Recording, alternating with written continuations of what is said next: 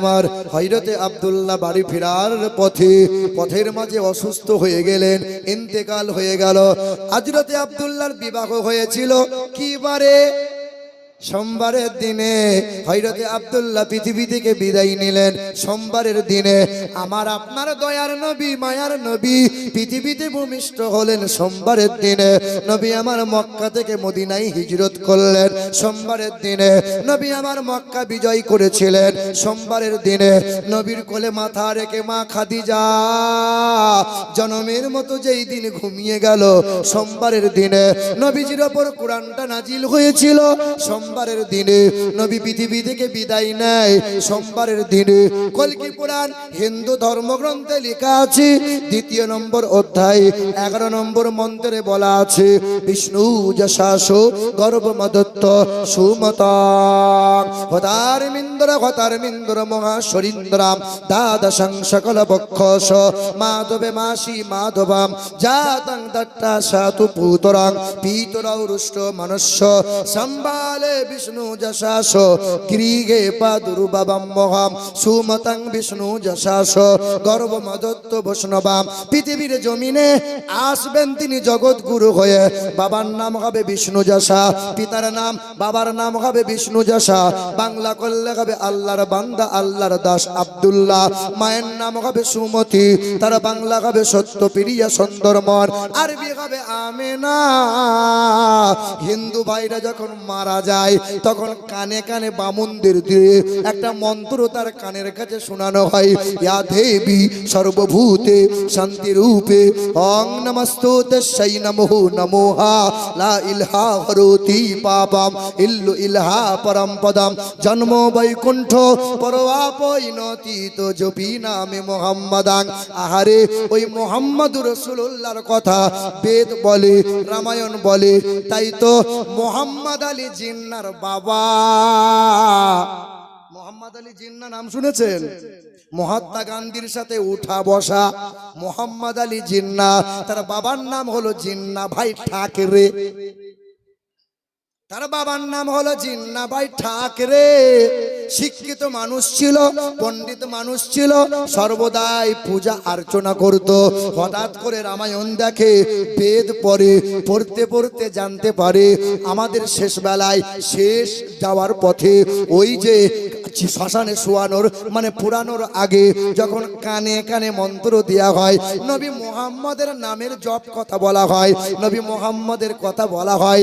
আহারে মোহাম্মদ আলী জিন্নার বাবা জিন্না ভাই ঠাকরে তার নাম, পূজা অর্চনা ছেড়ে দিয়ে সঙ্গে সঙ্গে গোসল করলো।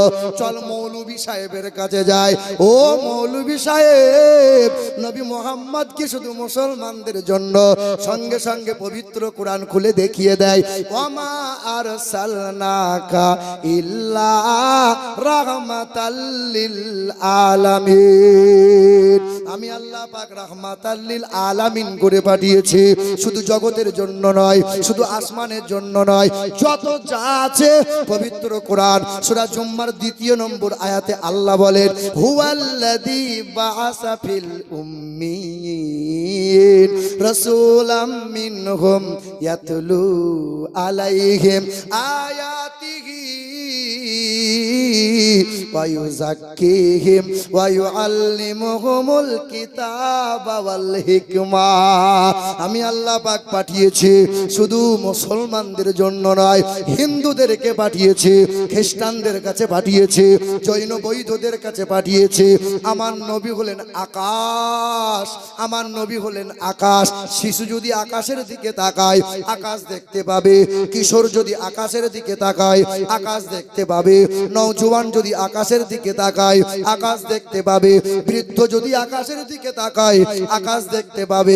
যারাই নবীর দিকে দেখবে, নবীর হিস্ট্রি জানবে, তারাই দিকে দিকে কালেমা পড়ে ইমানদার হবে। আর একটু জোরে হলো না? মুসলমান নবী আসছেন কয় তারিখে? হাই, আমার নবী পৃথিবীতে ভূমিষ্ঠ হলেন। নবী আমার খাতনা করা অবস্থায় পৃথিবীতে এলেন। শোনেননি আপনারা? শোনেননি? আমাদের তো শিশুকালে খাতনা করতে হয়েছে। দয়ার নবীর খাতনা তো কেউ নয়, আমাদের দিকে টিটকারি মারে ওরা, কাটোয়া কি তোমাদের রব নয়? আপনি বলেছিলেন, আমরা বলেছিলাম কেন নয়, আপনি তো আমাদের রব। এটা একটা মহফিল ছিল, আর একটা মহফিল আল্লাহ বিশাল করে সাজিয়েছিলেন। সেই মহফিলে আমরা কেউ ছিলাম না, ছিল শুধু নবী পয়গম্বর রসুল গণেরা। কোরআনে আল্লাহ বলেন, সেই মহফিলে আমার হাবিবের জন্য সাক্ষী নিয়েছি, আমার হাবিবের জন্য প্রতিশ্রুতি দিয়েছি, আমার হাবিবের জন্য বয়ান শুনিয়েছি। কি বলেছিলাম? ওয়াইজ আখাযাল্লাহু মিসাকান নাবিয়্যিন লামা আতাইতুকুম মিন কিতাবিন ওয়া হিকমা সুম্মা জাআকুম রাসূলুম মুসাদ্দিকাল লিমা মাআকুম লাতু'মিনুন্না বিহি ওয়া লাতানসুরুন্না ক্বালা আকরারতুম ওয়া আখাযতুম আলা যালিকুম ইসরি ক্বালু আকরারনা।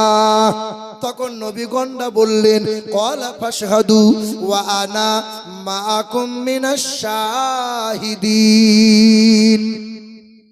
আল্লাহ পাক সকল নবীদের বলেছিলেন, রসুল পয়গম্বরদের শোনাইলেন, আমি আল্লাহ পাক পৃথিবীতে আমার রসুলকে পাঠাইব, আমার রসুলকে ভালোবাসবি, আমার নবীকে তোমরা সাহায্য করবে, আমার নবীকে মোহাব্বত করবে, আমার নবী কিতাব মানুষকে আয়াত শোনাবে।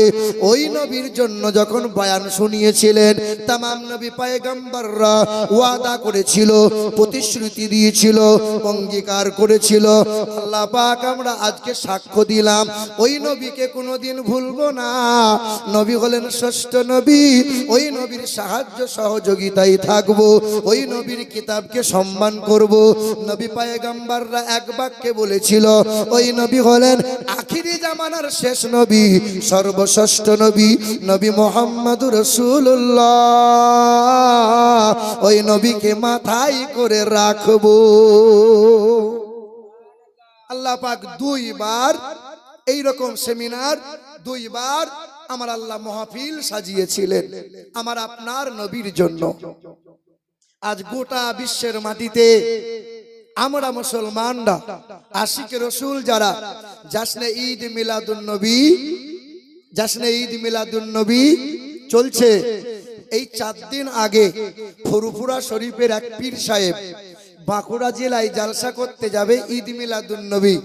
তাই জাশনে ঈদ মিলাদুন নবীর যে ঝান্ডা, ওই ঝান্ডা গাড়ির সামনে, 4 চাকার সামনে লাগিয়েছে। 4 চাকার সামনে যখন ঝান্ডা লাগিয়ে বাঁকুড়া জেলায় মাহফিলে যাবে, এমন সময় রাস্তায় গেরুয়া মানে একদল হিন্দুরা, আরএসএস পন্থীরা, কঠোররা গাড়ির সামনে আটক করেছে। পাকিস্তানের ঝান্ডা বলে চরম ভাবে গালমন্দ করেছে। ভাইরা আমার, খাস করে ভারতের জমিনে কখনো কোরআন নিয়ে মামলা হয়, ভারতের জমিনে কখনো আজান নিয়ে মামলা হয়, কখনো মাদ্রাসা নিয়ে, কখনো মসজিদ নিয়ে, কখনো নবীজির শানে কটূক্তি হয়। হয় কি হচ্ছে, কি হচ্ছে না বাবা? এদিকে ঘোষ থেকে আরম্ভ করে এখন ঘোষ নরম হয়ে গেছে, অধিকারী বলো আর সরকার বলো, কত কত টাইটেলওয়ালা শুধু আসন পাওয়ার জন্য হিন্দু মুসলমানের লড়াই লাগানোর জন্য দাঁড়িয়ে আছে। তাদের বিরুদ্ধে কোনো মামলা নাই, তাদের বিরুদ্ধে কোনো অ্যাকশন নেই, তাদেরকে জেলও খাটতে হয় না। আপনি মুসলমান, কোন হিন্দু ভাইদের বিরুদ্ধে একটা বাক্য বলে দেন, সঙ্গে সঙ্গে আপনার বাড়িতে পুলিশ হাজির হয়ে যাবে। ঠিক কিনা বলেন? কিছুদিন আগে মেদিনীপুর কাঁথি এলাকায় 180 ঘর মানুষের বসবাস, ওই গ্রামে নিজ গিয়েছি আমি। মধ্যখানে 30 ঘর মাত্র মুসলমান বাস করে। রাতের বেলায় মসজিদের মাইকটা নামিয়েছে, ভেঙেছে, গুঁড়িয়ে দিয়েছে। এই যে আপনার গ্রামে দেখলাম চতুর্দিকে সিসি ক্যামেরা লাগানো আছে। প্রতিটা মসজিদে, প্রতিটা মাদ্রাসায়, প্রতিটা মাজারে সিসি ক্যামেরা লাগানো অত্যন্ত জরুরি। ভাইরা আমার, ওই কাঁথি এলাকায় যে গ্রামে 180 ঘরের মানুষের বসবাস, মধ্যখানে 30 ঘর মুসলমান কষ্ট করে চেয়ে চিনতে মসজিদ বানিয়েছে। 5 বার আজান হয়, মসজিদের মাইক নামিয়ে গুঁড়িয়ে ভেঙে দিয়ে চলে গেছে। সকালবেলায় মুসলমানরা জড়ো হলো, কে কাজ এ কাজ করলো কে? তখন কপালে তিলক কেটে জয় শ্রীরামের ধ্বনি দিয়ে তারা বলল, আমরা করেছি, কি করবে করো। ভাইরা আমার, ওদের হাতের ক্ষমতা, ওদের হাতে অস্ত্র, ওদের হাতে প্রশাসন, ওদের হাতে মিডিয়া। ওরা বলছে আমাদের হাতে মিডিয়া, আমাদের হাতে পুলিশ, আমাদের হাতে আর্মি, আমাদের হাতে আদালত, আমাদের হাতে বিচার ব্যবস্থা, আমরা যা ইচ্ছা তাই করব। ইতিহাস ভুলে যেও না বন্ধু, এই দেশের মাটিতে সবচেয়ে বেশি রক্ত দিয়েছি আমরা। হ্যাঁ, যত রক্ত তোমরা দিয়েছো তার চেয়ে 3 গুণ রক্ত আমরা মুসলমানরা দিয়েছি। দিল্লির চাঁদনি চক থেকে আরম্ভ করে জাতীয় সড়কের পাশে যত গাছ ছিল, 56,000 দাড়িওয়ালা টুপিওয়ালা মুসলমানদেরকে এই গলায় দড়ি দিয়ে ফাঁসিতে ঝুলিয়ে দিয়েছিল। একমাত্র দেশের জন্য জীবন দিয়েছে যারা, রক্ত দিয়েছে যারা, দেশকে স্বাধীন করেছে যারা, এ আমাদের মতো দাড়িওয়ালা টুপিওয়ালা আমাদের বাপ দাদু ছিল, তারা মুসলমান ছিল তারা। জোরে বলি সুবহানাল্লাহ। দেশটা নয়তো কারো বাপের ভিটা, করিবে মন চাহিলি যখন যেটা। দেশটা নয়তো কারো বাপের ভিটা, করিবে মন চাহিলি যখন যেটা। দেশটা লক্ষ মায়ের ইজ্জতের দামে কেনা, মাটিতে মিশে আছে লাখ শহীদের রক্ত কোনা। শহীদের রক্তের দামে কিনা মদের সোনার ভিটা, তবে কেন অভ্যাস হলো বিদেশিদের চরণ চাটা। দেশটা নয়তো কারো বাপের ভিটা, করিবে মন চাহিলি যখন যেটা। দেশের মাটি হতে গন্ধ আসে ওই কালেমার, এদেশের আকাশ ছুঁয়ে রয় দাঁড়িয়ে কত মিনার। এদেশের মাটি হতে গন্ধ আসে ওই কালেমার, এদেশের আকাশ ছুঁয়ে রয় দাঁড়িয়ে কত মিনার। আজানের সুরে সুরে জীবন যাদের বেড়ে ওঠা, আজানের সুরে সুরে জীবন যাদের বেড়ে ওঠা। এদেশে নাস্তিকদের এত কেন ঘন ঘটা। দেশটা নয়তো কারো বাপের ভিটা, করিবে মন চাহিলি যখন যেটা। আজকে যে সমস্ত জালিমেরা মুসলমানদের প্রতি আক্রমণ করছে, বাবা আমার আল্লাহ যদি চাই এই জালিমদের ধ্বংস করতে কি সেকেন্ড লাগবে? এ বাবা সেকেন্ড লাগবে? বলো তো।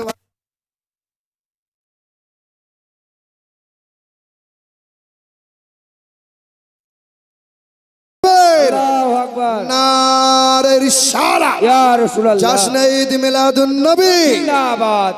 মাশাআল্লাহ, একটু আগে আসেন না ভাই, ফাঁকা জায়গাগুলো একটু আগিয়ে চলে আসেন, এক হাত করে চলে আসেন, একটু আগিয়ে আসেন। আমার যুবক ভাইরা, তোমাদের জন্যই আল্লাহর নবী সবচেয়ে বেশি মোহাব্বত করেছেন এই যুবকদের। ইসলামের সবচেয়ে বেশি অবদান যুবকদের। নবীর জন্য, ইসলামের জন্য সবচেয়ে বেশি জীবন দিয়েছে যারা, নওজোয়ান যুবক ছিল যারা। জি হ্যাঁ, নবীর হাতে হাত রেখে শপথ গ্রহণ করেছিল প্রথম দিকে, সব ছিল নওজোয়ান যুবক ছিল তারা। জি হ্যাঁ, যুবকরা যদি সচেতন হয় তো এই সমাজ, এই দেশ ইনশাল্লাহ পরিবর্তন হবেই হবে। আমাদের ছিল এক সোনালী অতীত, আমাদের ছিল এক সোনালী অতীত, নারিয়ে দিতাম সব জালিমের ভিত। আমাদের ছিল এক সোনালী অতীত, নারিয়ে দিতাম সব জালিমের ভিত। আইন ছিল শুধু ইনসাফেরই, জুলুম রুখে দিতে হতো না দেরি। আমাদের সে অতীত হারিয়ে গেছে, আমাদের সে অতীত হারিয়ে গেছে। মাজলুম আজ তাই কেঁদে মরে, হারিয়েছি যা তা কি পাবো ফিরে। তুমি না জাগিলে তাকে কে ফিরাবে। হে যুবক তুমি জেগে ওঠো। জোরে বলি সুবহানাল্লাহ। মুসলমান ভাইরা আমার, জশ্নে ঈদ মিলাদুন নবী, কোরআন বলবো, হাদিস বলবো, একটু বেদরামায়ণ বলবো তো নাকি? কোরআন হাদিস তো প্রতিটা মৌলবীরাই শোনালো। আমার অমুসলিম ভাইরা যারা কান পেতে শুনে আছে তাদেরকেও তো শোনানো লাগবে যে কোরআন হাদিস থেকে বলা তো খুব সহজ, বলুক দেখি আমাদের বাইবেল থেকে, বলুক তো জান্দাবাস্তা থেকে, বলুক তো বেদ পুরাণ রামায়ণ মনুসংহিতা থেকে ওদের নবী মুহাম্মদের গুণগান কি আছে বাবা? আল্লাহর নবী আসবেন কয় তারিখে? আসলেন কয় তারিখে? 12 তারিখে। বেদের পাতায় লেখা আছে, ও নমো হতার মিন্দ্র মহাশরীন্দ্রাম বিষ্ণু যশাস গর্ভমদত্ত বৈষ্ণবাম সুমতাং দ্বাদশং সকল বক্ষস মাধবে মাসি মাধবাম। পৃথিবীর জমিনে আসবেন একজন গুরু, তিনি হবেন জগৎ গুরু, তিনি হবেন বিশ্বের মহান নেতা, তিনি হবেন কল্যাণকর্তা, মানব জাতির মুক্তির দূত। আসবেন তিনি 12 তারিখে সম্বালা শহরে আসবেন তিনি মানব জাতির মুক্তির দাতা হয়ে। আসবেন তিনি সম্বালা শহরে, আসবেন তিনি পুরোহিতের ঘরে, মানে উচ্চ বংশে, তার নাম হবে নারাশংসা, বাংলায় হবে প্রশংসিত। তিনি হবেন দিন ও দুনিয়ার বাদশাহ জানাবে মুহাম্মদুর রাসূলুল্লাহ। আসবেন তিনি সোমবারে। কি বারে? নবীজির আব্বা হযরতে আব্দুল্লাহ রাদিয়াল্লাহু তাআলা আনহুর বিবাহ হয়েছিল সোমবারে। হযরতে আব্দুল্লাহ এত সুন্দর দেখতে ছিল, মক্কা রূপবতী মহিলারা আমার আব্দুল্লাহকে দেখে পাগল হয়ে যায়। মারিয়াম বলে একজনা মহিলা ছিল, ওই মারিয়াম আব্দুল্লাহকে বারবার উঁকি ঝুঁকি মারে। পথের মাঝে দেখতে পায়, হযরতে আব্দুল্লাহর সামনে দাঁড়ায়, হে আব্দুল্লাহ, আমি তোমাকে বিবাহ করতে চাই, তুমি আমাকে বিবি বানিয়ে নাও, আমার ভাইয়ের কাছে জানিয়ে দেবো, আমার ভাই ওরকা ইবনে নাওফাল তোমার ইচ্ছে মতো তোমাকে হাদিয়া দেবে। হযরতে আব্দুল্লাহ বলেন, মারিয়াম, তুমি যে বিবাহের প্রস্তাব দিলে, আমার আব্বা আছে আম্মা আছে, তাদের জিজ্ঞাসা না করে আমি কোনো জবাব দিতে পারবো না। হযরতে মারিয়াম বলেছিল ভালোবাসার কথা। এই যে যুবকরা বলছে আই লাভ ইউ, এটাই তো নাকি? মারিয়াম এটাই তো বলতে চেয়েছিল, আব্দুল্লাহ আমি তোমাকে ভালোবাসি। এখন তো যুবকদের জন্য বৌমা খোঁজা লাগে না, এসব মোবাইলে চলছে, ফেসবুক বলো, মেসেঞ্জার বলো। কিছুদিন আগে পূর্ব বর্ধমান গলসি বলে একটা থানা আছে, নাম শুনেছেন আপনারা? গলসি বলে। তাই যুবকরা, আমাদের যুবতী মেয়েরা ভালো করে শোনো, আমাদের দিকে আঙ্গুল তুলে বলছে মুসলমানরা লাভ জিহাদ করছে, মুসলমানের ছেলেরা হিন্দু মেয়েগুলোকে ভালোবাসার প্রলোভন দেখিয়ে সব নষ্ট করে দিল। এই তো কিছুদিন আগে টাটকা ঘটনা, গলসি থানার আন্ডারে গ্রামের নাম হলো কুরুমুনা। ওই গ্রামে মুসলমান ঘরের মেয়ে, নামাজি পরহেজগার মেয়ে, মেসেঞ্জার ফেসবুকে কথা হয়, হ্যালো হাই দিয়ে বলে, কে তুমি? মেয়ে জবাব দেয়, কে? বলে, আমি একজন হিন্দু ঘরের ছেলে, তবে তোমাকে খুব ভালো লাগে জানো, আমার মনে হচ্ছে আল্লাহর পথে আমি চলে আসি, নিজের ধর্ম ত্যাগ করে আমি কলেমা পড়ে নেই, তবে তোমাকে পাওয়ার জন্য যদি আমাকে কলমা পড়তে হয় আমি কলমা পড়তে রাজি আছি। এই অবুঝ না সুবহানাল্লাহ বলো না, এর প্রলোভনটা দেখো বন্ধু।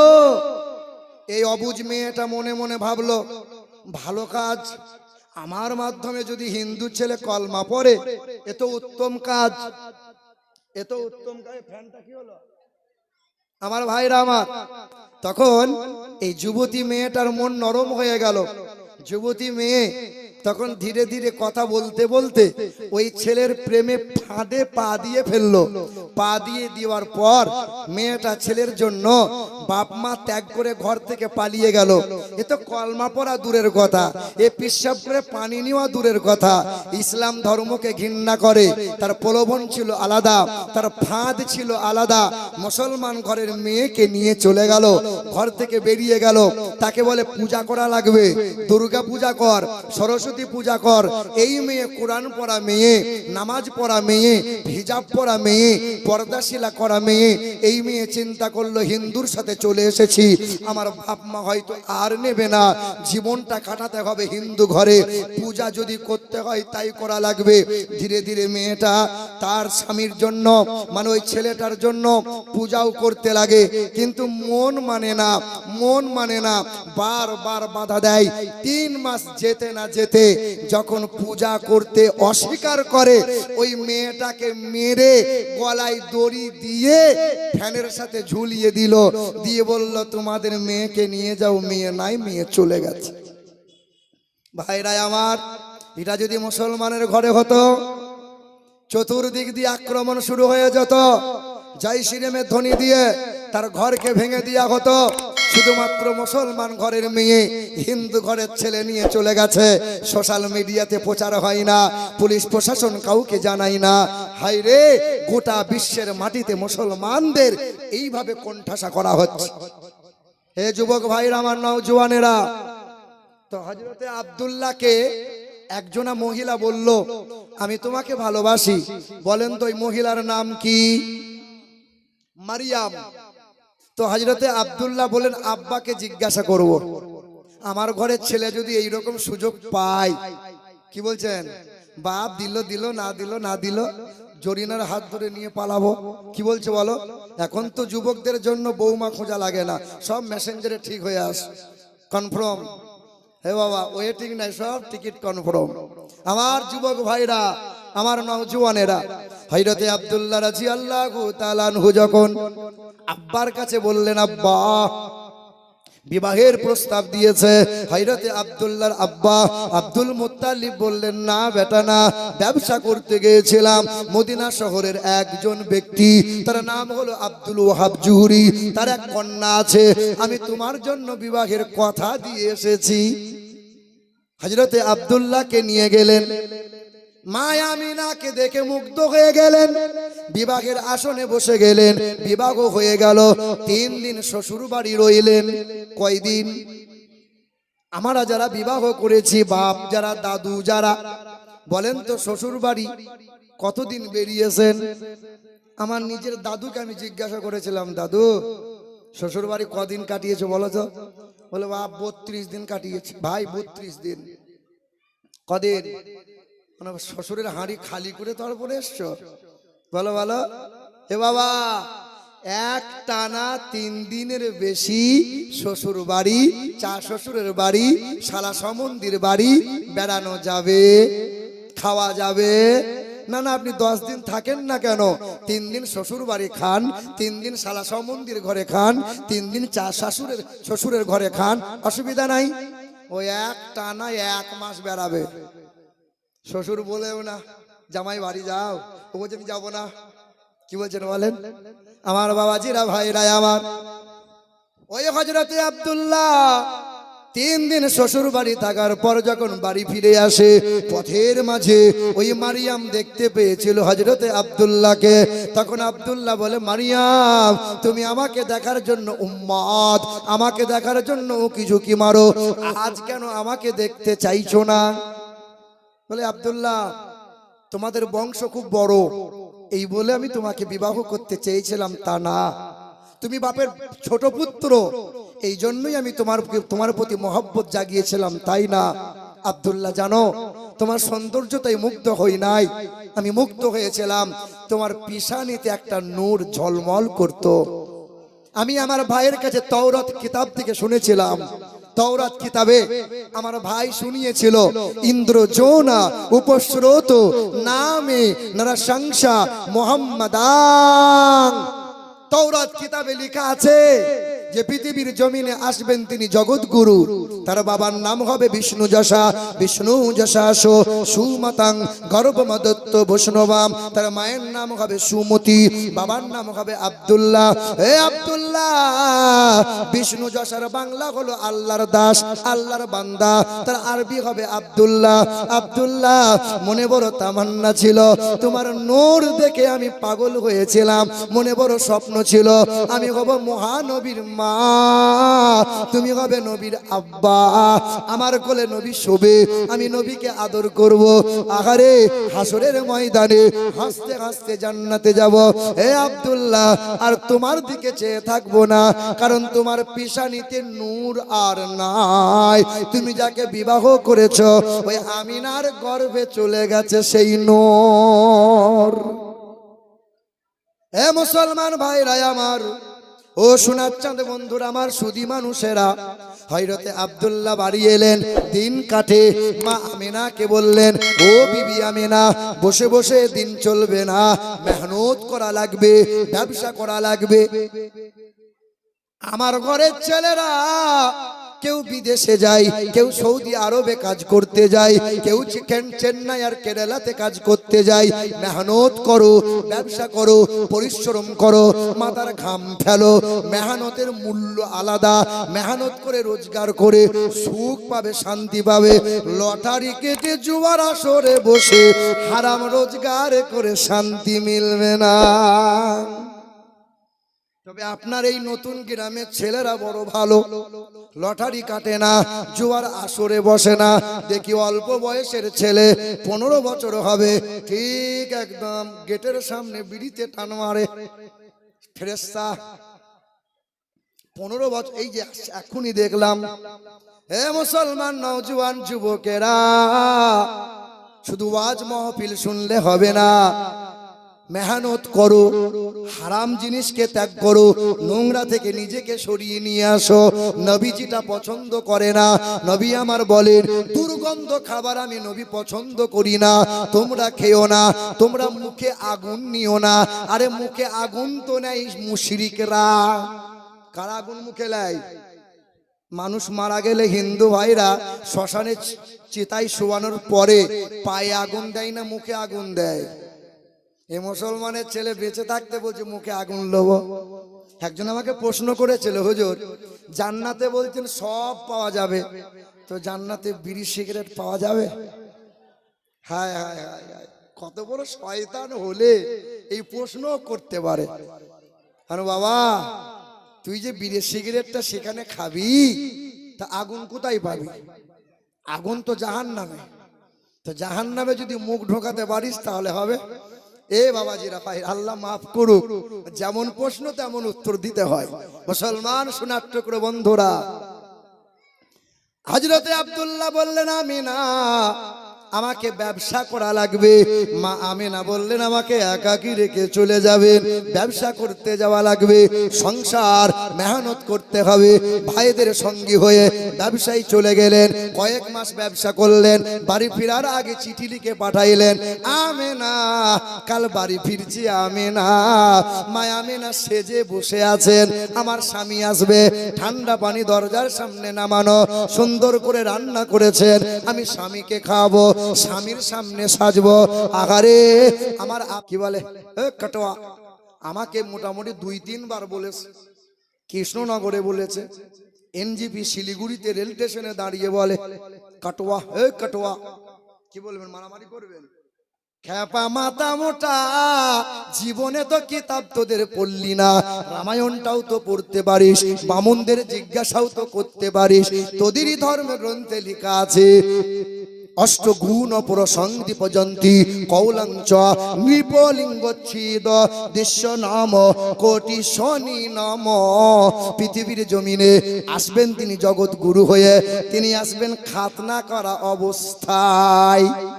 তাই তো আমেরিকার বৈজ্ঞানিকরা রিসার্চ করলো, রিসার্চ করে বলল মুসলমানরা কেন খাতনা করে। 4 বছর রিসার্চ করার পরে বলল, ও খ্রিস্টান ধর্মের পুরোহিত পাদ্রীরা শিশুকালে বাচ্চাদের খাতনা করে দাও। বলে কারণ কি? বলে 4 বছর রিসার্চ করলাম, জগৎগুরু মোহাম্মদ রাসূলুল্লাহ খাতনা করা অবস্থায় এসেছেন, তার অনুসারীরা তারাও খাতনা করে। খাতনা করার উপকারিতা, মুসলমানদের 2 অভ্যাসের কারণে কোনোদিন লজ্জা স্থানে 4 রোগ হয় না। ছেলেরা মেয়েরা পেশাব করে পানি নেয়, আর শিশুকালে বাচ্চাদের খাতনা করে দেওয়া হয়। এই 2 অভ্যাসের কারণে মুসলমানদের জীবনে 4টে রোগ হয় না, ক্যান্সার হয় না, এইডস হয় না, গনোরিয়া হয় না, সিফিলিস নামক রোগ হয় না। তাই তো আজও খ্রিস্টান ধর্মের মানুষ যারা শিশুকালে বাচ্চাদের খাতনা করে দেয়। ওই দিনাজপুরে করণদিঘি বলে একটা জায়গা আছে, আমার আগের বক্তা ওয়াজ করছিল, ওটা হেমদাবাদ, তার পাশে হলো করণদিঘি। ছেলেটার বাংলাদেশের বাসিন্দা ছিল, ওই সময় বাংলাদেশ থেকে উঠে এলো বাঙাল। বাঙাল বোঝেন আপনারা? গলায় মালা পরে থাকে, কিন্তু মাঝে মধ্যে আমাকে ফোন করে আর শুধু প্রশ্ন করে, খোঁচা মারে, খোঁচা মারে। হঠাৎ একদিন ফোন করে বলে, হুজুর আমার পেশাব হচ্ছে না, একটু ফুঁকে দেন। আর ফুঁকে আর কাজ হবে না, এবার মুসলমানি কর। কথা বুঝতে পারলেন না? হে মুসলমান ভাইরা আমার, আমার সোনার টুকরো বন্ধুরা, আমার সুধী মানুষেরা, ওই ছেলেটার কি হলো, মানে যারা পেশাব করে জল ব্যবহার করে না, পানি নেয় না, আয়রন জমে জমে গনোরিয়া হয়ে যায়, সিফিলিস হয়ে যায়, বড় বড় রোগে আক্রান্ত হয়। হাতে কলমে দেখিয়ে দেব কত বামুনের ছেলে খাতনা করা হয়েছে বাবা। হ্যাঁ, ছেলেটা 7 দিন চিকিৎসা করে, একই কথা ডাক্তারে বলে কাটতে হবে। মুসলমান ভাইরা আমার, 11 দিনের মাথায় অপারেশন করলো, মানে চামড়া কেটে দিল, মানে খাতনা করে নিল। তারপরে ফোন আমি করলাম, বাবা কেমন আছিস? বলে হুজুর ভালো নাই, কাটতে হয়েছে, উপায় নাই। এ মুসলমান শিক্ষিত বন্ধুরা, আমার সুধী মানুষেরা, তাহলে দয়ার নবী মায়ার নবীর কথা বেদেও বলা আছে। আল্লাহর নবী যখন বয়স হলো 8 দিন, কয়দিন? মা হালিমা এসেছিল তায়েব শহর থেকে, রুগা পাতলা উট নিয়ে এলো। দয়ার নবীর নুরানি চেহারা দেখে পাগল। কবি বলছেন, এই শিশু নবীকে দাও না আমায়, নিয়ে যাব হালিমা তোমায়। এই শিশু নবীকে দাও না আমায়, নিয়ে যাবে হালিমা তোমায়। শত শত উঠনি মক্কা এলো, জীর্ণ উঠ নিয়ে হালিমাও এলো। হালিমা তোমার দেখা নাহি আর, হালিমা তোমার দেখা নাহি আর, তোমার কোলে শিশু নবী রয়। ও নবী, নবীজি আমার, শিশু নবীকে দাও না আমায়, নিয়ে যাবে হালিমা তোমায়। সত্যের আলো নিয়ে এলো মক্কায়, বাতিল বিদায় নিল তাহারি ছোঁয়ায়।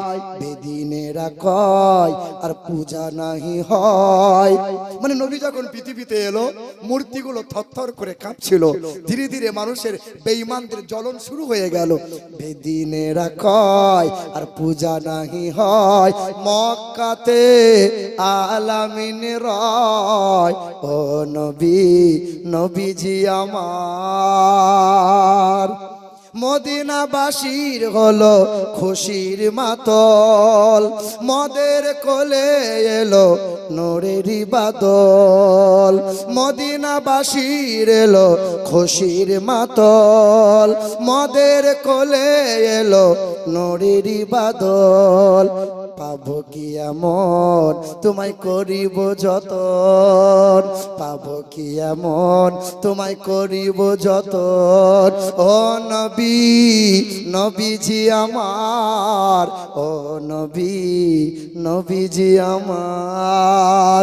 শিশু নবীকে দাও না আমায়, নিয়ে যাবে হালিমা তোমায়। হালিমা তোমার দেখা নাহি আর, তোমার কোলে শিশু নবী রয়। ও নবী, নবীজি আমার। আল্লাহ হুম্মা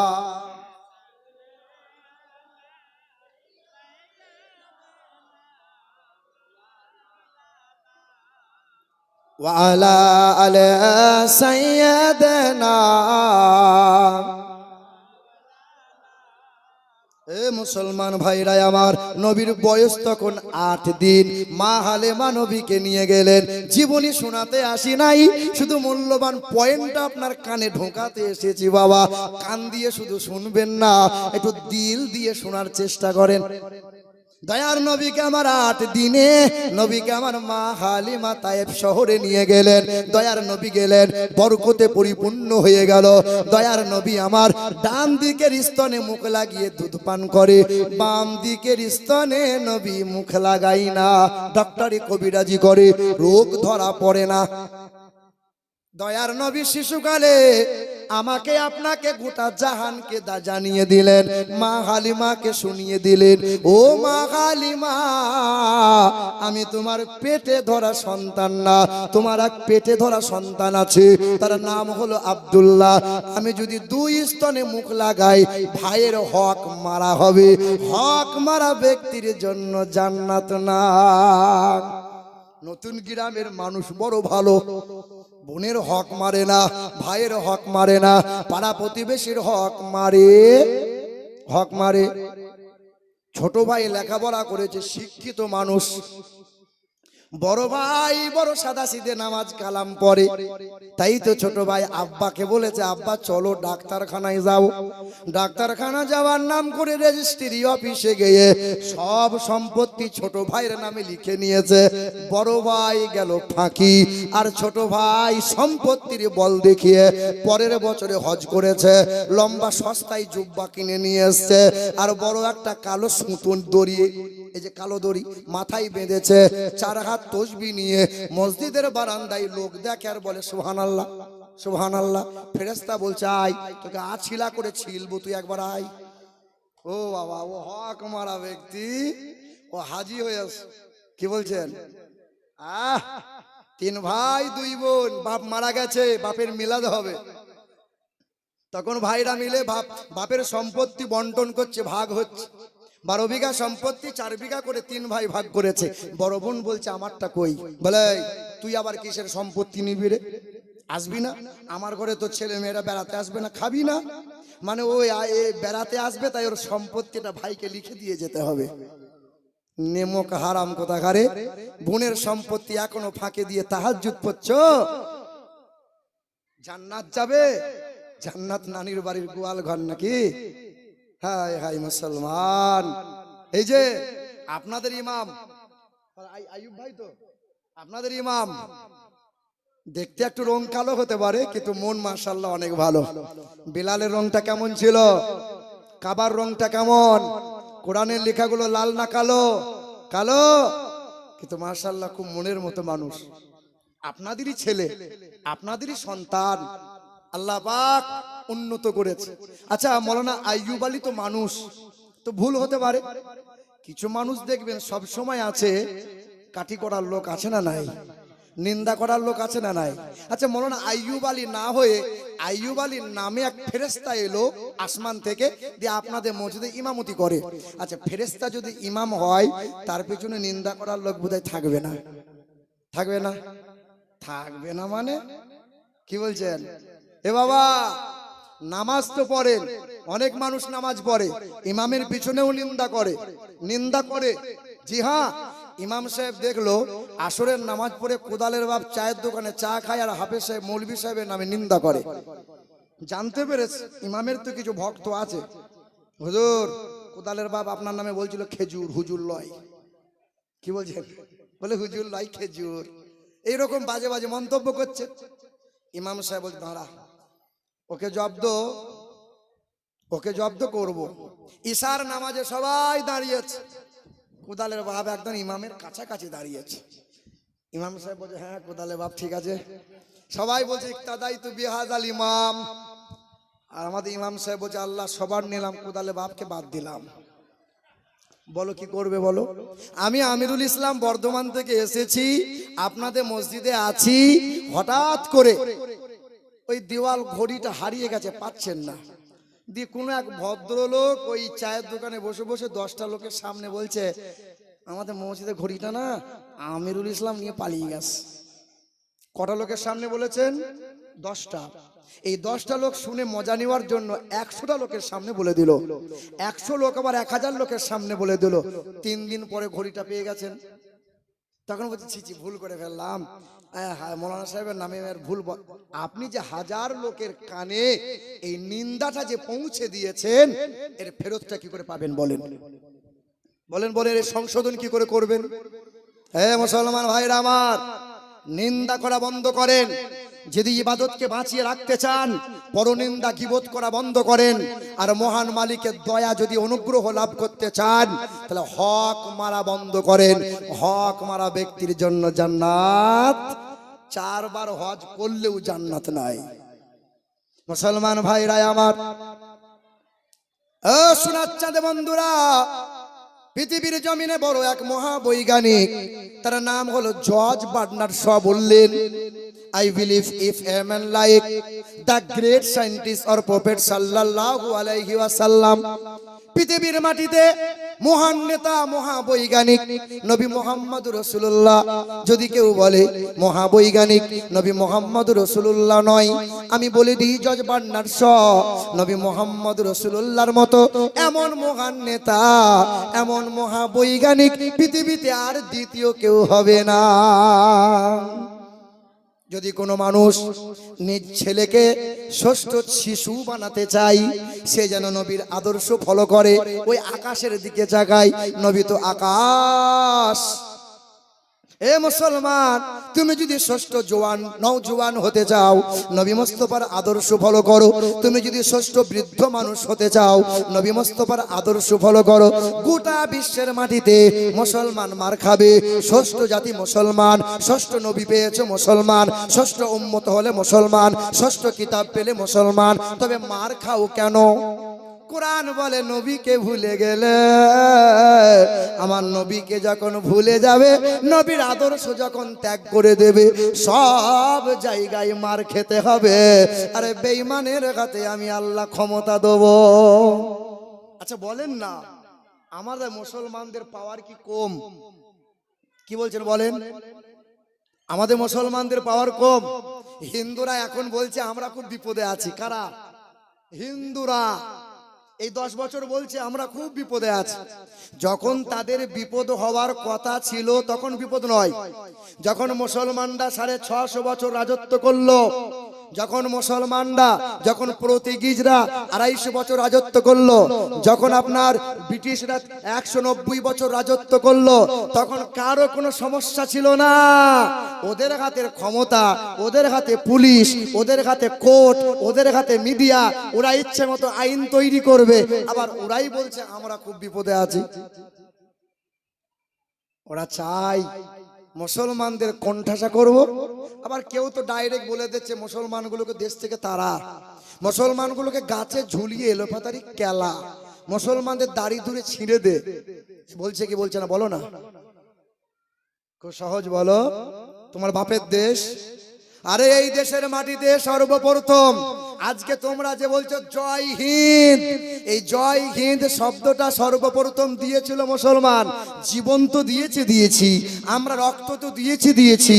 সর্বপ্রথমে ইনকিলাব জিন্দাবাদ বলে স্লোগান যিনি দিয়েছিলেন, তিনি হলেন মুসলমান। তিনি কে? মুসলমান। যিনি সর্বপ্রথম বলেছিলেন ভারত ছাড়ো, তিনিও ছিলেন ইউসুফ মোহন, তিনি ছিলেন মুসলমান। যিনি বলেছিলেন সারে জাহাঁ সে আচ্ছা হিন্দুস্তান হামারা, তিনি তো বলেছিলেন মুসলমান, আল্লামা ইকবাল। এখন হিন্দু ভাইয়ের বাড়িতে বিবাহ হয়, সানাই বাজানো হয়, পোঁ পোঁ করে, হয় না? জিজ্ঞাসা করো তো, এই সানাই সর্বপ্রথম কে দিয়েছিল? সে তো মুসলমান ছিল, তার নাম বিসমিল্লাহ খান। তোমরা যে তবলা বাজাও, এই তবলাটা সর্বপ্রথম কে দিয়েছিল? সে তো মুসলমান, জাকির হোসেন যার নাম। মুসলমানদের শোনো, ইতিহাস যদি জানো, দেখো গোটা বিশ্বের মাটিতে এই জাতীয় এই পতাকার যে তেরঙ্গা, যে নকশা যে দিয়েছিল, এই নকশা দিয়েছিল সুরাইয়া, মুসলমান ঘরের বৌমা। এই রকম করে মুসলমানদের অহরহ অবদান। তারপরেও জোর গলায় বলছে মুসলমানরা এই দেশ থেকে চলে যাও পাকিস্তান, আর না হলে হয়ে যাবে কবরস্থান। তোমার বাপের দেশ। হ্যাঁ, হতে পারে ভারতবর্ষ হিন্দুস্তানের মাটি, মুসলমানের রক্ত দিয়ে এই দেশ হয়েছে খাঁটি। ইংরেজদের তাড়িয়ে আনিল যারা ভারতের স্বাধীনতা, মুছে গেছে ইতিহাস হতে আজ তাদের কথা। ক্ষুদিরাম, বাদল, বিনয়, দীনেশ, প্রফুল্ল, চাকি, এরাই এনেছে স্বাধীনতা, আর কেউ আনেনি নাকি? চারিদিকে দুশ্মন, ভেঙো না মন, সাহস জমিয়ে রাখো বুকে, ইমান জিন্দা করে জিহাদের হুঙ্কারে পরাজিত করো আজ শত্রুকে। চারিদিকে গাদ্দার, ভিনদেশি তাবেদার, সজাগ দৃষ্টি রাখো সবে, সকল মির্জাফর, বিদেশি গোলাম চোর, রুখতে তাদের আজ হবে। আরে অনেক দামের দেশ, রক্ত ঘামের দেশ, মায়ার বাঁধন বড় বেশি। হিন্দু, মুসলমান, বৈধ বা খ্রিস্টান, আরে আমরা সকলেই তো ভারতবাসী। কেন এত সংঘাত, কেন কিসের বিবাদ? ভাই ভাই রাখো হাত হাতে, সমরে পক্ষ জাতি হয়েছি ষষ্ঠ জাতি, দেখাও আজ দুনিয়াকে। হিন্দু মুসলমান বিভেদ বন্ধ করো, দেখবেন যারা আসলে হিন্দু, যারা হিন্দু তারা দেখবেন হিন্দু মুসলমানে কোনো ঝামেলা করে না। যারা ধর্মগ্রন্থ পড়ে, জ্ঞানী মানুষ যারা, কোনোদিন হিন্দু মুসলমানের সমস্যা তাদের আসে না। ওই চুনুপুটিগুলো বড্ডলা পায়, যারা ধর্ম আজও বোঝে না। 10-20 টাকা পকেটে গুঁজে দিয়েছে, হিন্দু মুসলমান লড়াই কর, সামনে 26-এ ভোট জিততে হবে, এমএলএ এমপি হতে হবে। কষ্ট হচ্ছে নাকি আপনাদের? সমস্যা হবে নাকি? লাইন চেঞ্জ করব নাকি? অসুবিধা হবে না তো? জোরে বলুন তো নারায়ে তাকবীর। না তাকবীর দেখে মনে হচ্ছে ভয় ভয় লাগছে আপনাদের। ভয় তো আমারও হওয়ার কারণ, আপনার আবার কিসের ভয়? জোরে বলুন না নারায়ে তাকবীর। না আমার নামে এই পর্যন্ত মোটামুটি 19 বার বাধা এসছে, 19 বার বাধা এসছে। গরু নিয়ে একবার ওয়াজ করেছিলাম, যারা বলে গো মাংস খাওয়া যাবে না, অথচ ভারতের জমিনে সবচেয়ে বেশি হিন্দুরাই গরুর মাংস বিদেশে পাচার করছে, তাদের কোনো অসুবিধা নাই। শুধু গরু নিয়ে বলেছিলাম, ওই লালগোলাতে জলসা রেকর্ড করে ইউটিউবে ছেড়ে দিয়েছে, ফেসবুকে বড় ভাইরাল। ওই নবদ্বীপ ধাম থেকে একটা চ্যানেল ওই গরু নিয়ে বিষয়টা নিয়ে কাটিং করে আবার ফেসবুকে ছেড়েছে, সেই নিয়ে আমার নামে মামলা হয়। আলহামদুলিল্লাহ এখনো পর্যন্ত পরাজয় আমিরুল ইসলাম নয়, কারণ যার বুকে ঈমান আছে, নবী আছে, তাকে কেউ কোনোদিন সরাতে পারবে, হটাতে পারবে? আল্লাহ বলছে তোর কাছ থেকে নবী সরে গেছে, তাই তো তুই মার খাচ্ছিস। বুঝিয়ে দেবো আপনাকে, দেখেন তো আমি কি বলেছিলাম। আমি বলেছিলাম ওরা বলে গরু আমাদের মা, আমাদের অসুবিধা নাই, তোমরা কাকে বাপ বলছো, কাকে মা বলছো, কাকে দাদু বলছো, বলো না কেন, বলো, তাতে কোনো সমস্যা নাই। তবে সত্যি যদি তোমাদের গরু মা হয়, তাহলে গরু যখন আর দুধ দিতে পারে না, আর নাঙ্গল টানতে পারে না, তখন মুসলমান কসাই দেখে মাকে বিক্রি করে দাও কেন? হ্যাঁ গো, মা আবার বিক্রি হয়? গরু যদি মাই হয় রে বাবা, না রাগ করো না, কাউকে কষ্ট দেওয়ার জন্য বলছি না, সম্মান করি প্রতিটা ধর্মকে। গরু যদি মাই হয় বাবা, তাহলে খোলছানি কেন? খাট পালঙে রেখে ফল ফ্রুট দাও না বাবা, সে তো মা। সেদিন বলেছিলাম বাবা, যে গরু মায়ের জন্য হিন্দু মুসলমান মারামারি করছো বাবা, এটা না করে জনমদাতা মায়ের একটু সেবা কর, দেখ অনেক দোয়া আশীর্বাদ পাবি। আমার শিক্ষিত বন্ধুরা, আমার সুধী মানুষেরা, আমার ভাইরা, আমরা সব সময় চেয়েছি হিন্দু মুসলমান মিল চাই, চেয়েছি না চাই নাই? এবার প্রমাণ দিয়ে দেখেন, 1992 সালে ডিসেম্বরের 6 তারিখে যখন ওরা বাবরি মসজিদ শহীদ করলো, জানা আছে? আমার ওয়াজ শোনেন তো আপনারা? বলেন সর্বপ্রথমে বাবরি মসজিদে আঘাত করেছিল, শাবলে করে গম্বুজের মিনারে উঠে যে ভেঙেছিল, ওই ব্যক্তিটার নাম জানা আছে আপনাদের? পরবর্তীতে কলমা পড়ে মুসলমান হয়েছে, কি নাম? তার নাম বলবীর সিং। বলবীর সিং পরবর্তীতে মুসলমান হয়েছে, নাম রেখেছে আমির হোসেন। জোরে বলো। হ্যাঁ, 1992 যখন বাবরি মসজিদটা শহীদ করলো, আমরা মুসলমানরা আন্দোলন বাপদাদুরা করেছিল না করে নাই? করেছিল। সুপ্রিম কোর্ট থেকে কি আইন হলো যে এখানে রামের কোনো চিহ্নই নাই, তবে মসজিদ যখন ভেঙেছে মুসলমানদের জন্য মসজিদ বানিয়ে দেওয়া হবে, তবে ওইখানেই রাম মন্দির হবে। আমরা বলেছিলাম একটা মসজিদ যাচ্ছে যাক, তবে হিন্দু মুসলমান সম্প্রীতি বজায় থাক। সম্প্রীতি চেয়েছে না চাই নাই? চেয়েছে না চাই নাই? এ বাবা, তারপরে নূপুর শর্মা নবীর চরিত্র নিয়ে কটূক্তি করলো।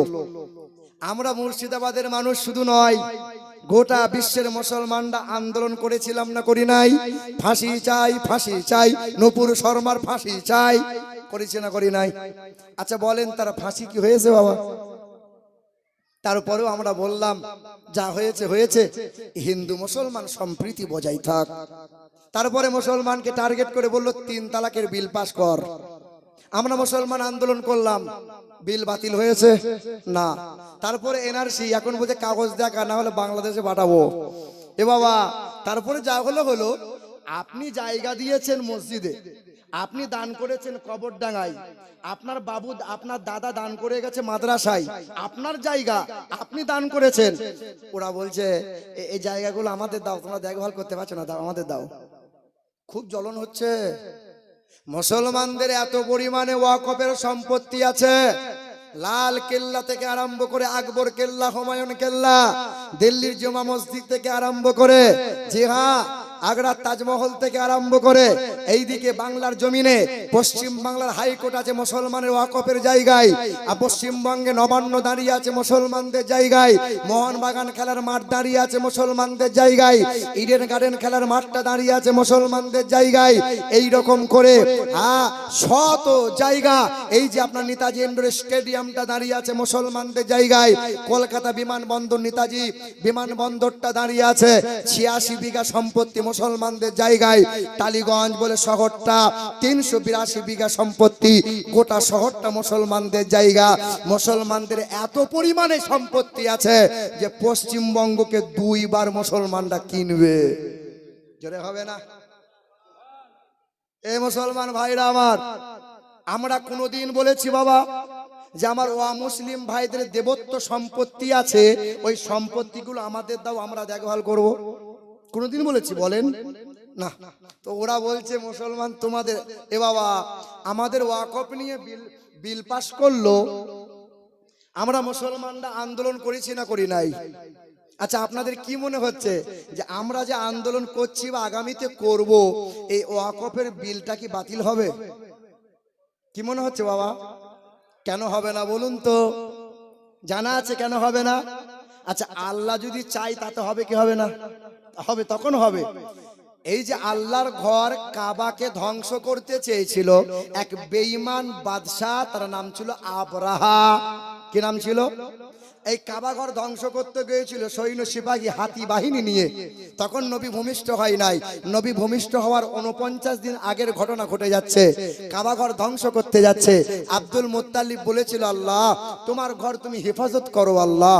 এ মুসলমান ভাইরা আমার, সোনার টুকরোরা, এই যে কাবা ঘর ধ্বংস করতে যারা গিয়েছিল, পৃথিবীর কোন পালোয়ান অস্ত্র নিয়ে সামনে রুখে দাঁড়িয়েছিল? কেউ ছিল? কোন ফেরেশতা? না না। কে কে বলেন তো বাবা? আসমান থেকে কি পাঠিয়েছিল আল্লাহ? কি পাঠিয়েছিল? এই যে ছোট ছোট পাখি। আল্লাহ বলেছিল কাঁকর মুখে তুলে নে। কাঁকর, একটা এইটুকু পাখি ক কিলো কাঁকর তুলবে?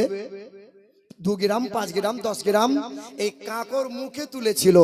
আল্লাহ যখন অর্ডার করলো কাঁকর ফেলে দে, কাঁকর পড়তে দেরি হয়েছিল, কুইন্টাল ওজন হতে দেরি হয় নাই। কাঁকর জমিনে পড়তে না পড়তে আঘাত পাওয়ার সাথে সাথে ঘন্টা লাগে নাই, বেঈমানটা জমিনের সাথে মিশে গিয়েছিল। জোরে বলো। আল্লাহ পাকের আর একটা বেঈমান আল্লাহর সঙ্গে দুশ্মনী করেছিল, কিন্তু সে একটা দেশের বাদশা নয়, 5 বছরের রাজা ছিল না। আমাদের দেশের নেতা মন্ত্রী 5 বছর, 5 বছর পরে নাও। কিন্তু একটা বাদশা ছিল, গোটা বিশ্বের বাদশা, গোটা বিশ্বকে শোষণ করেছিল। তার নাম ছিল নমরুদ। কিরুদ? ওই নমরুদ কি বলেছিল বলেন তো বাবা? যে আল্লাহকে মার্ডার করব। কি করব? 3 বছর ধরে সময় নিয়েছিল। ইব্রাহিম নবীকে বলেছিল, ইব্রাহিম নবী তোমার আল্লাহকে বলে দিও, আল্লাহ খুব বাড়াবাড়ি করছে। তোর কি করবি? বলে আল্লাহকে মার্ডার করে দেবো। তো কর। শিখতে হবে কি হবে না বাবা? ইতিহাস জানতে হবে কি হবে না? মুসলমানের ছেলেরা রাত দিন শুধু মোবাইলে ইতিহাস দেখছে। একটা হিন্দু লোক জিজ্ঞাসা করছে, হ্যাঁ রে, তোদের মসজিদে 5 বার নামাজ হয়, আর আমি মসজিদের সামনে পাশ দিয়ে পিড়াই যাই, আর ইমাম সাহেব শুধু বলে হামিদা হামিদা, তা হামিদাটা কে? তা মুসলমানের ছেলে বলছে, হ্যাঁ তাও তো বটে, মৌলভী সাহেব প্রতিদিন হামিদা হামিদা করে, তাহলে মনে হয় মৌলভীর বউ হবে বোধহয়, এত ঘন ঘন হামিদা কেন বলে? বলে না সামি আল্লাহু হামিদা বলে না? মুসলমানের ছেলে তো জানি না, ও জানি না, ও বলছে মৌলভীর বউ হবে বোধহয়, নাহলে এত ঘন ঘন হামিদা বলবে কেন? এ বাবা, জানতে হবে কি হবে না বলেন? শেখা লাগবে কি লাগবে না? ওই বেঈমান নমরুদ 3 বছর ধরে তীর আর ধনুক বানিয়েছিল, পাহাড়ে উচ্চ চূড়ায় দাঁড়িয়েছিল, আকাশের দিকে তীর ছুঁড়েছিল, রক্তমাখা তীর জমিনে ফিরে এসেছিল। কেন? আকাশের পাখির গায়ের তীর লেগেছিল। তীরটা যখন ফিরে এলো, নমরুদ তখন ক্যাঁচা মেরে আনন্দে বলেছিল, পালোয়ান দেখ দেখ, আল্লাহকে মেরে দিলাম। মানি নাই মানে রক্ত লেগে আছে তীরে। সেদিন আল্লাহর ফেরেশতারা বলেছিল, আল্লাহ যাব, একবার যাই আল্লাহ, একবার যাই। তা আল্লাহ বলেছিল, ফেরেশতা তোদের যেতে হবে না। বলেন তো বাপ, এই বেঈমান বাদশাকে গোটা বিশ্বকে শোষণ করেছিল, এই নমরুদকে শায়েস্তা করার জন্য আমার মতো তোমার মতো কোন পালোয়ান এসেছিল? বলো তো কোন পালোয়ান এসেছিল বাবা? কে বলো বলো? মশা, তাও আবার 1 পা খোঁড়া।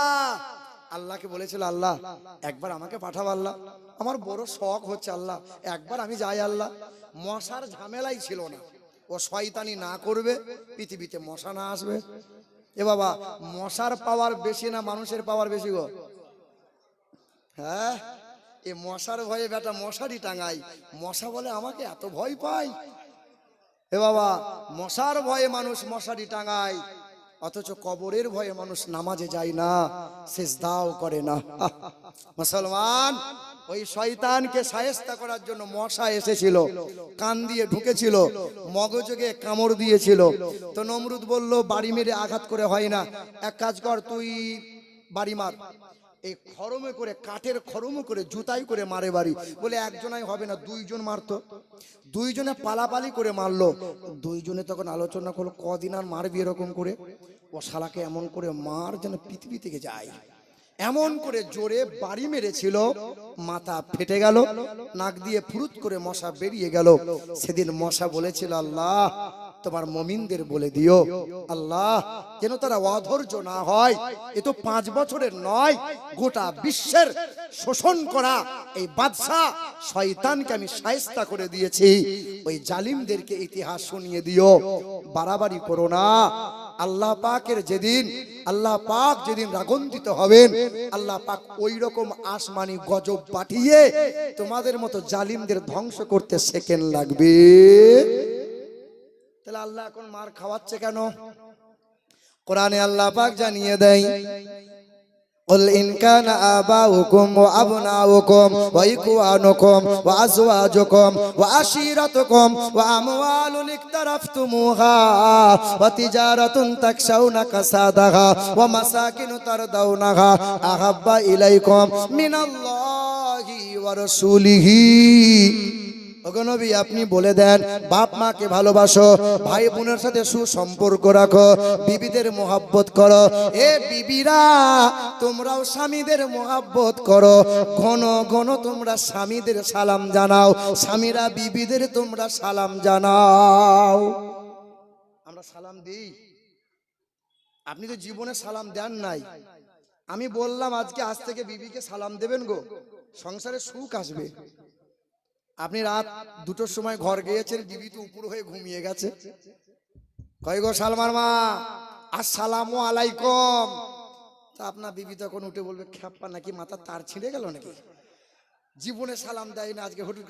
এ বাবা, আল্লাহর নবী বলেছেন, যাদের সংসারে স্বামী স্ত্রী মিল হচ্ছে না, তারা যেন ঘন ঘন সালাম দেয়। সালাম, আপনি আমার কাছে আসবেন, আমি এই কথা শেখাবো না, আমি বলবো এক কাজ করগা, মুন্ডা মিষ্টি নিয়ে আই, পানি পড়া নিয়ে আই, তেল নিয়ে আই, ফুঁকে এমন দেবো তোর স্বামী তোর পিছনে পিছনে ঘুরবে, অসুবিধা হবে না। হ্যাঁ, একজন মহিলা এসে 4টে ডিম নিয়ে এসছে, মুরগির ডিম। হুজুর এই নেন। মানে হঠাৎ কি ব্যাপার? বলে হুজুর আপনার জন্য নিয়ে এসি, নেন হুজুর নেন, একটা তাবিজ দেন তো। কিসের? স্বামীকে বশ করব। হ্যাঁ গো, কিছুদিন আগের ঘটনা, আরামবাগ হুগলিতে জলসা করে বসে আছি, খাবার খাবো, এক মহিলা হিজাব পরে গিয়েছে, শুধু উকি ঝুঁকি মারছে। কি হলো দেখতো? বলে হুজুরের সাথে সাক্ষাৎ করব। মানে কি ব্যাপার? বলে হুজুর একটা তাবিজ দেন, আমার স্বামী এই, আমার স্বামী ওই, আমার স্বামী তাই, হাজার অভিযোগ। আমি চিন্তা করলাম, আমার সামনে যদি স্বামীর এত অভিযোগ হয়, ওর যে স্বামী হয়েছে তার কি জ্বলন যে হচ্ছে। কি বলছেন বলেন? হ্যাঁ, যে বাড়িতে দেখবেন মহিলাদের কথা বেশি হয়, যে বাড়িতে দেখবেন মহিলাদের কথা বেশি চলে, সেই বাড়িতে সুখ শান্তি চলে যায়। যে বাড়ির মহিলার কথা কম, স্বামী স্ত্রীর মিল মোহাব্বত বজায় থাকে। বলো সুবহানাল্লাহ। তাহলে যেখানে স্বামীর বিবির কথা বেশি, তো তাবিজ দেওয়ার আগের কথা বন্ধের তাবিজ দিতে হবে। কি বলছেন বলেন? তা আমি বললাম দাঁড়াও, ঘরে একটা ক্যালেন্ডার ঝুলছিল, ক্যালেন্ডারের কাগজ খুব মোটা হয়, এই যে কাগজ খাতাটা কই দেন তো, দেন না, তো দেন না, এই দেখেন। তা আমি তাকে কি তাবিজ দেবো? মুখ বন্ধ করা তাবিজ। তা আমি বললাম দাঁড়া, এরকম মোটা একটা কাগজ নিয়ে, এই যে মা বোনরা তোমরা দেখো, মা বোনরা বলছে এই উলাউটো মৌলবীকে কেন নিয়ে এলি, বুঝলেন? ও বুঝতে পারছে, এ বাবা এইরকম কালো সুতোই বেঁধে, বুঝলেন? তা বলছে হুজুর এটা গলায় নেবো না হাতে? তাহলে গলায়ও নিতে হবে না, হাতেও নিতে হবে না। তা হুজুর বালিশে দেবো? মানে ও জানে কোথায় দিলে কাজ হবে। তা আমি বললাম তোকে বালিশেও দিতে হবে না, স্বামীর বালিশে দেওয়া লাগবে না। বলে কি করব? বলে স্বামী যখন মাঠ ঘাট হাট বাজার করে বাড়ি আসবে, ছুটে গিয়ে আলতো কণ্ঠে বলবি আসসালামু আলাইকুম, দিয়ে সালাম দেওয়ার পরে কথা বলবি না। এই তাবিজটা এ দাঁতে করে টিপে ধরে থাকবি, যতক্ষণ স্বামী থাকবে ততক্ষণ তাবিজ কিন্তু ফেলবি না। 40 দিন পরে ফোন করে বলছে আসসালামু আলাইকুম হুজুর, আপনি তো পীর সাহেব। মানে কি করে বুঝলি আমি পীর সাহেব? বলে আপনার তাবিজে সাংঘাতিক কাজ। আর স্বামী অশান্তি করেন, আর করবে কি করে? তো মুখ বন্ধ করে দিয়েছি। কথা বুঝতে পারলেন না? এ মা বোনেরা, স্বামীর সঙ্গে দুর্ব্যবহার করবে না মা। হ্যাঁ, স্বামীর সেবাতি জান্নাত। মা আমার বোন, ও হিজাব পরে অথচ স্বামীকে তুই তুকারি করে ভাষা খারাপ করে, ও বোরখা পরে অথচ স্বামীকে গালমন্দ করে, জান্নাত সেজদাতে জান্নাত শুধু নয়, স্বামীর সঙ্গে দুর্ব্যবহার করে তাহাজ্জুদ পড়লেই মহিলার জন্য জান্নাত নাই। কালকে বাড়িতে বলে দেবেন জান্নাত নাই। মুসলমান, আল্লাহ পাক রব্বুল আলামিন জানিয়ে দিলেন তোমরা বাপ মাকে ভালোবাসো, ভাই বোনের সাথে সুসম্পর্ক রাখো, বিবিদের মোহাব্বত করো, ছেলে মেয়েকে আদর যত্ন করো, ব্যবসা করো, টাকা পয়সা রুজি রোজগার করো। আহারে তবে বান্দা শুনে রেখে দাও, আহাব্বা ইলাইকুম মিনাল্লাহি ওয়া রাসূলিহি, কখনো যেন আমি আল্লাহ এবং রাসূলুল্লাহর ইচ্ছার বাইরে পা বাড়াবি না। ছেলেটাকে বলেন বাবু চুলটা এইরকম ভেড়ার মতো কেটেছো কেন? তখন আপনার নাতি বলে আমার ইচ্ছা। বলে বাবা তুমি কুত্তার মতো দাঁড়িয়ে দাঁড়িয়ে মুতলে কেন? বলে আমার ইচ্ছা।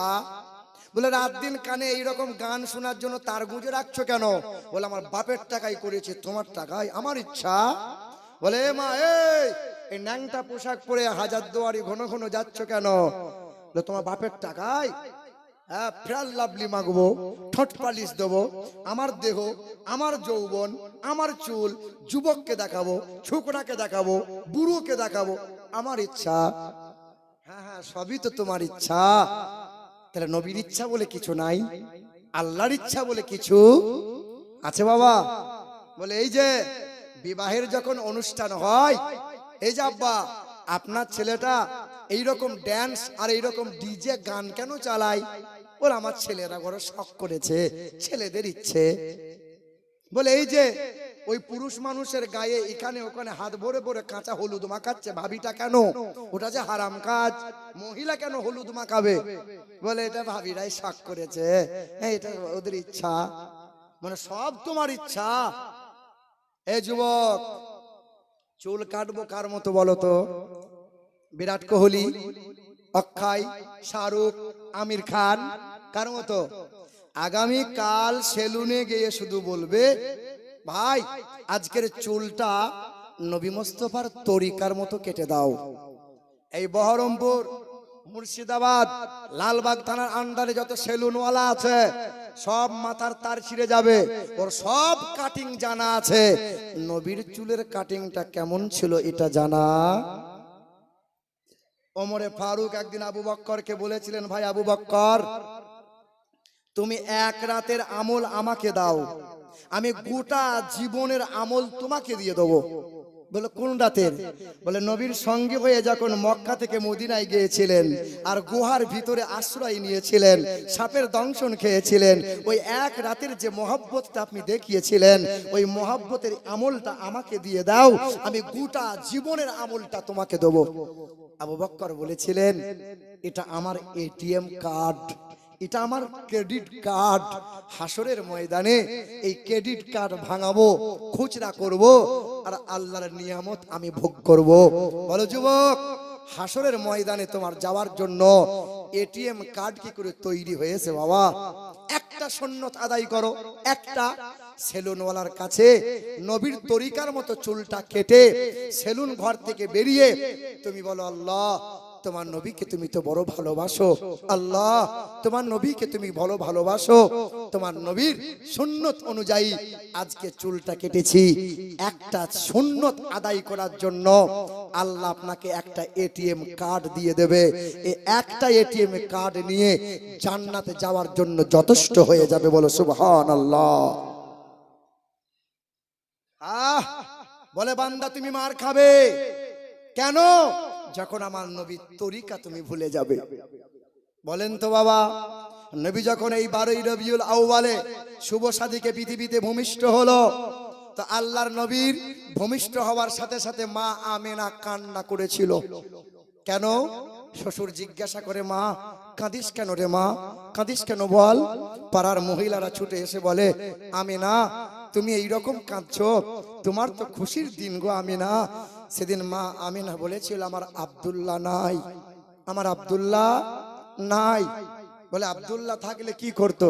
বলে আমার আব্দুল্লাহ যদি থাকতো আজকে ছুটে এসে আগে আমার শিশু মোহাম্মদকে বুকে নিয়ে কপালে চুমা দিত, আর মক্কার বাজার থেকে একটা খেলনা কিনে নিয়ে আসতো, আমার শিশু মোহাম্মদ খেলা করত। সেদিন আমার আল্লাহ যেন মা আমিনার কানে কানে বলছিল, আমিনা আব্দুল্লাহ বেঁচে থাকলে কয় টাকার খেলনা নিয়ে আসতো, খেলনা কয়দিন যেত, কোন বাজার থেকে নিয়ে আসতো? না রে আমিনা না, আব্দুল্লাহ নাই তো কি হয়েছে, আমার মাহবুবের জন্য আকাশের চাঁদকে আমি আল্লাহ খেলনা বানিয়ে দিলাম। আল্লাহর নবীর চাচা বলেন, ওগো নবী 12 তারিখে ভূমিষ্ঠ হলেন, 14 তারিখের রাত পূর্ণিমার রাত ছিল। রাতের বেলায় মা আমেনা আপনাকে দোলনায় শুইয়ে দিয়েছিল। আমি আপনার দোলনার কাছে এসে বসলাম, আমি আপনাকে বারবার দেখছিলাম, আপনি আঙ্গুলটা নিয়ে ইশারা করেন, আকাশের চাঁদটা ডান দিকে যায়, আবার ইশারা করেন, আবার বাম দিকে যায়। তখন আল্লাহর নবী বলেন, চাচা আপনি কি জানেন না, ও চাচা আপনি কি জানেন না, কানাল কামার ইউনাজিনি ওয়া ইউহাকিনি ওয়া ইয়ামনাউনি মিনাল বুকা।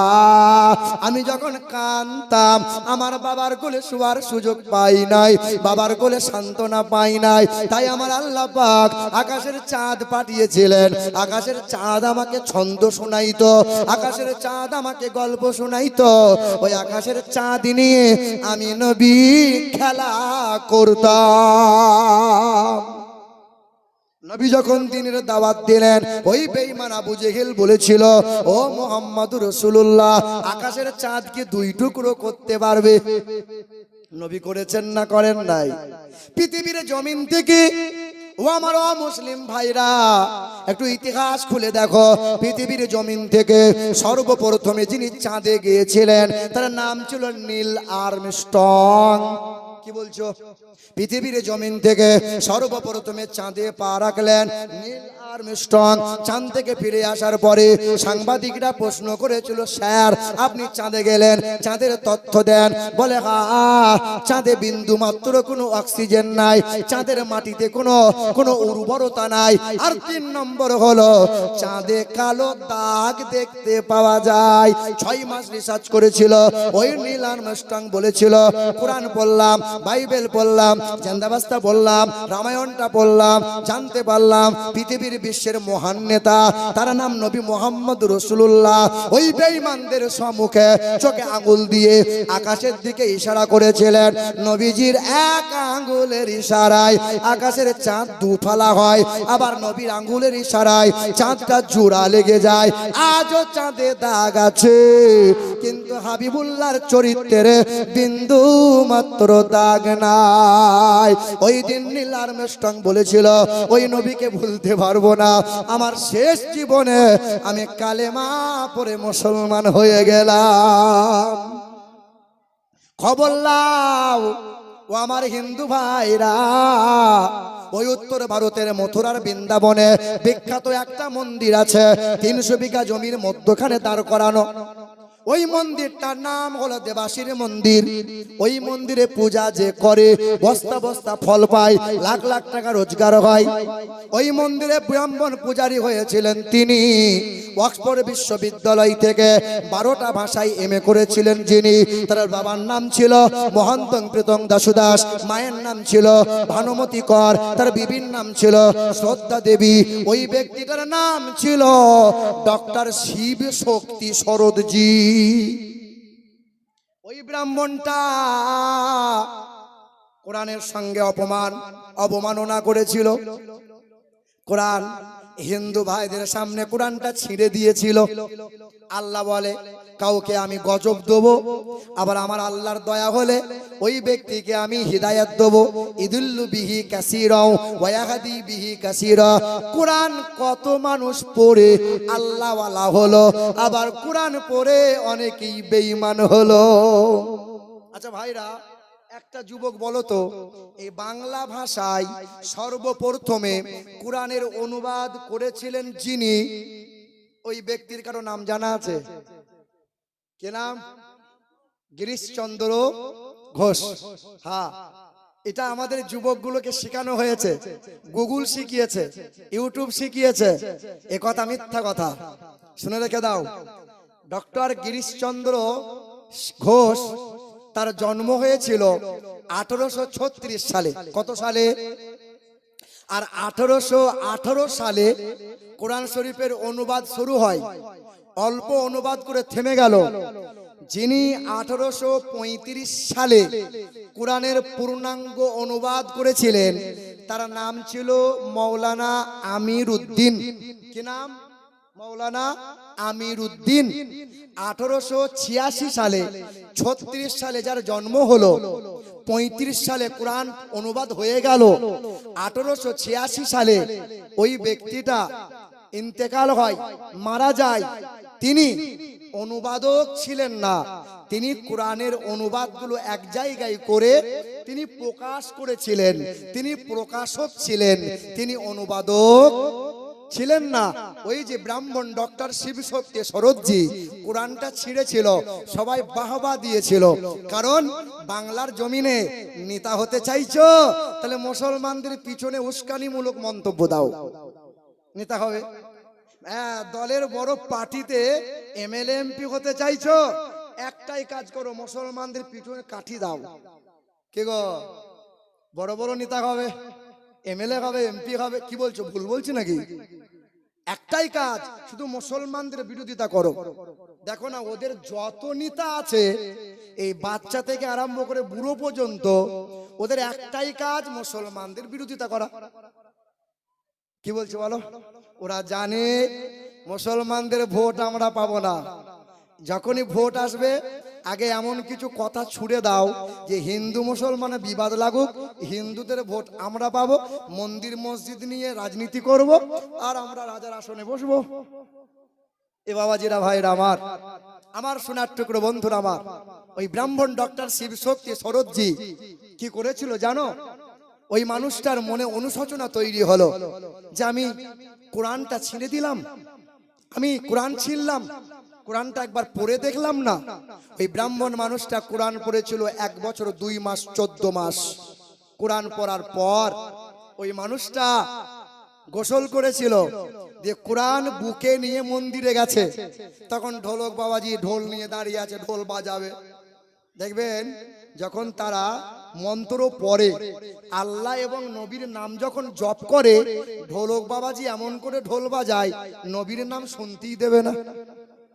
या देवी सर्वभूते शांति रूपे ओं नमस्तुते तस्यै नमो नमोहा अल्लां जष्टां षष्टां पूर्णां पन्नां वरं भरं ओं नमो ब्रह्मण्डो प्रभासितो नमो कल्याणो शांति जुगे जुगे नमोहा नमस्तुते तस्यै नमो नमोहा। तो बाबा ढोलक बाबाजी ढोल তোকে বাজাতে হবে না, তুই থাম। বলে কি হবে? হাজার মানুষ দাঁড়িয়ে ছিল। সেদিন এই মানুষটা বলেছিল যে আজ আমার মনের কথা বলতে চাই। বলে কি? বলে মাউমাদা বাতিতা দেবাদা কারান্তে প্রকৃতিরিতা বিরসানাং ভাক্কায়েত সদা বেদা শাস্ত্রে শ্রীতা। যে নামের প্রথম ম হবে শেষে দ হবে, নামদার মোহাম্মদ হবে, তিনি হবেন জগৎগুরু। তাকে ছাড়া নাজাত পাওয়া যাবে না, শান্তি পাওয়া যাবে না। গৌতম বুদ্ধ এই কথাই বলে গেল। মৃত্যু হওয়ার কয়েকদিন আগে ওই গৌতম বুদ্ধকে বলেছিল, হাজার শিষ্যরা দেখতে গিয়েছিল। আনন্দ বলে একজনা ভক্ত ছিল, আনন্দ বলেছিল, গুরুজি আপনি তো পৃথিবীতে আর বেশি দিন লাস্টিং করবেন না, মানে মারা যাবেন। গুরুজি আপনি যদি মারা যান, ধর্মগুরু বলে মানবো কারে? ধর্মগুরু বলে মানবো কারে? ধর্মের বাণী কার মুখে শুনবো আমরা? গৌতম বুদ্ধ বলেছিল, I am not first Buddha, আমি প্রথম বুদ্ধ নয়, আমি শেষ বুদ্ধ নয়। আমার পরে একজন পৃথিবীতে বুদ্ধ আসবেন, তিনি হবেন মৈত্র, তিনি সত্যের বাণী প্রচার করবেন, জীবনে কখনো কোনো দিন একটাও মিথ্যা কথা বলবেন না। তিনি হবেন মুহাম্মদুর রাসূলুল্লাহ। যদি জীবনে কোনো দিন ওই মুহাম্মদকে পেয়ে যাও, মুহাম্মদের আদর্শ গলায় ঝুলিয়ে নাও, ইহকালে নাজাত পাবে, পরকালে হাসতে হাসতে জান্নাতি হবে। মন্দিরে দাঁড়িয়ে ডক্টর শিব শক্তি সরোদজি নবীজির গুণগান শুনিয়েছিল। সেই দিন হাজারো মানুষ জামার কলার ধরে গলার পইতে ছিঁড়ে নিয়ে মন্দির থেকে বার করেছিল, যার হাতে যেমন ছিল আঘাত করেছিল। ওই দিন ডক্টর শিব শক্তি সরোদের লাল রক্তে রঞ্জিত হয়ে গেল। কুরআন বুকে নিয়ে একটাই কথা মুখে উচ্চারিত হয়েছিল, লা ইলাহা ইল্লাল্লাহ মুহাম্মাদুর রাসূলুল্লাহ। দরজার কাছে গিয়ে আওয়াজ দিয়েছিল, ছুটে গিয়ে বাবা দরজা খুলে দেয়। রক্তমাখা চেহারা দেখে বাবা সেই দিন বলেছিল, এতদিন লেখাপড়া করালাম, এত ডিগ্রি হাসিল করালাম, কোনোদিন কষ্ট তোমার চোখে দেখি নাই, চেহারাই দেখি নাই, আজ কি হয়ে গেল? বলে বাবা নবীর সাহাবা ছিল যারা নবীর প্রেমে জীবন দিয়েছে তারা, আমি কালেমার ছায়া তলে জায়গা করেছে, তুমিও যদি চাও কালেমা পড়ে ইমানদার হতে পারো। বাবার নাম মহান্তং প্রীতং দাসুদাক, সেও কলমা পড়ল। মায়ের নাম ভানুমতি, সেও কলমা পড়ল। বিবির নাম শ্রদ্ধা দেবী, সেও কলমা পড়ল। কন্যা ছিল একজনা, তার নাম ছিল অক্ষরা, সেও কলমা পড়ল। সকলে কলমা যখন পড়ে নিল, এলাকা থেকে বিতাড়িত হলো। মাথায় টুপি রাখলো, গালে সুন্নতি দাড়ি রেখে দিল। বলেছিল, আজকে যে শান্তি পাচ্ছি বাবা, সেই দিন বস্তা বস্তা ফল পেয়ে শান্তি পাই নাই। মুসলমান ভাইরা আমার, একটাই শেষ হবে তো।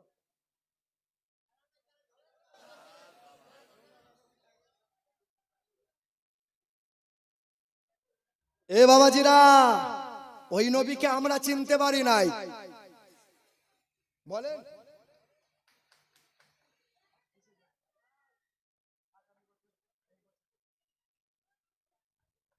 এ মুসলমান ভাইরা আমার, আমরা ওই নবীকে চিনতে পেরেছি বাবা। বলেন বলেন না। আপনি ছোট্ট একটা হাদিস শোনেন, দেখতেছে চাঁদ ডুবেছে 3 মাস, নবীর 9 বিবির ঘরে উনুন জ্বলে নাই। আমার নবীকে আমি দেখতাম, আল্লাহ রসুল খেজুর গাছের চাটায়ে পিঠ লাগায়ে শুয়েছিলেন। নবীজির দুই চোখ মোবারক থেকে গড়িয়ে গড়িয়ে পানিটা পড়ছিল দাড়ি দিয়ে, দাড়ি মোবারক ভিজে।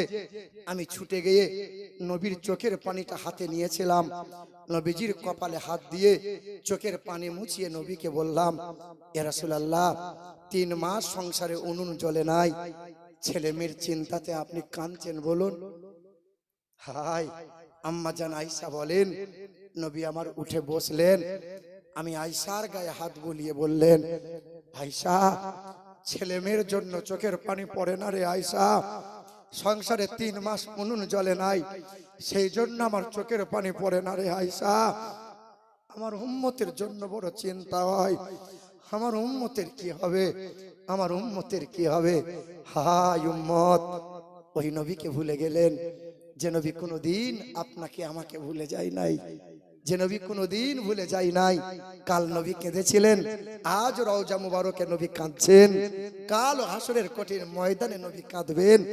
ওই নবীকে ভুলে গেলেন। ওই নবীর মহব্বতে আমরা বসে আছি।